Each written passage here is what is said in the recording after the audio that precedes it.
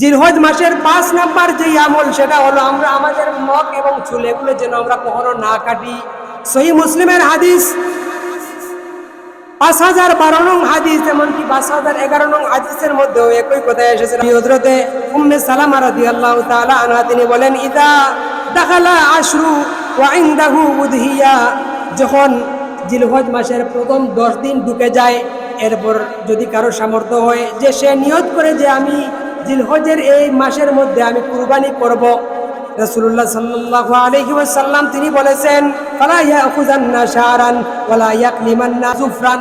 অর্থাৎ রাসূলুল্লাহর স্ত্রী হযরতে উম্মে সালামা রাদিয়াল্লাহু তাআলা আনহা তিনি বলেন, রাসূলুল্লাহ বলেছেন যখন তোমাদের মধ্যে জিলহজের চাঁদ তোমরা দেখে নেবে, জিলহজের চাঁদ দেখার পর ওই জিলহজের প্রথম যেই 10 দিন, এই 10 দিন যারা ইচ্ছা করেন যে কুরবানি করবেন, তারা যেন এই 10 দিনের কোনো দিন তারা যেন তাদের চুল এবং নখ এগুলো না কাটে।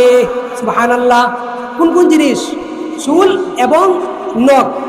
এই হাদিসের ব্যাখ্যায় ইমাম নববী রাহমাতুল্লাহ সহিহ মুসলিমের সরা যেটা আল মিনহাজ, সেই কিতাবের 13তম খণ্ডের মধ্যে এই হাদিসের ব্যাখ্যা উল্লেখ করেছেন যে এখানে যে চুলের কথা বলা হয়েছে, নখের কথা বলা হয়েছে, এখান থেকে যে বিষয়টা আমরা করবো না সেটা হলো আমরা আমাদের 4টা জিনিস কাটবো না। তার মধ্যে একটা হলো গুফ, একটা কি গুফ, 2 নাম্বার নখ, 3 নাম্বার হলো বগলের নিচের পশম, 4 নাম্বার হলো নাভির নিচের পশম।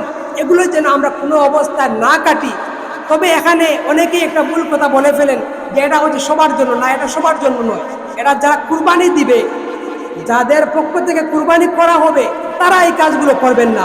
কারণ রাসূলুল্লাহ বলেছেন যে এগুলো আমরা না করি, এগুলো না করা হচ্ছে মুস্তাহাব। এজন্য আমরা যারা কুরবানি করার ইচ্ছা আছে আমি কুরবানি করব বা আমার মা কুরবানি করবেন, পুরুষ মহিলা যাই হোক না কেন, যিনি কুরবানি দিবেন তিনি যেন জিলহজ্জের চাঁদ দেখা থেকে নিয়ে কুরবানি করার আগ পর্যন্ত তার গায়ের যত অবাঞ্ছিত জিনিস আছে এগুলো যেন সে না কাটে। এজন্য আমরা কি করব না, চুল, নখ, দাড়ি এগুলো আমরা কি করব না, কাটবো না। পারবো তো ইনশাআল্লাহ?